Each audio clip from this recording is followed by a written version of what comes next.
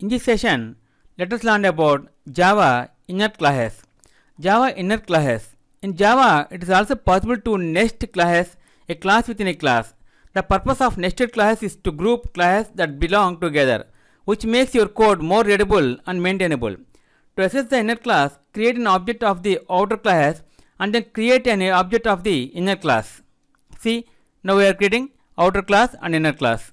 While we write and execute this code, the result printed this. Private inner class.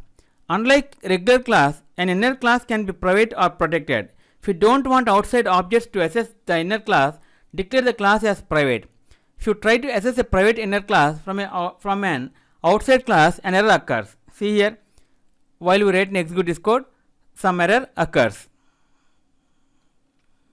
Static inner class. An inner class can also be static, which means that you can access it without creating an object of the outer class. See here, while we write and execute this code, the result return this 5. Just like static attributes and methods, a static inner class does not have access to members of the outer class. Access outer class from the inner class.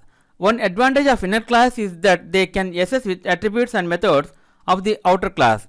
See, while we write and execute this code, the result printed this. See here, the 10 was printed. Okay friends, this is the end of Java part 32, Java inner classes. In next video, let us learn about another topic, Java abstraction. If you like our program, please like, subscribe and press bell icon for our next part video updates. Thank you friends. Meet you in next video. All the best.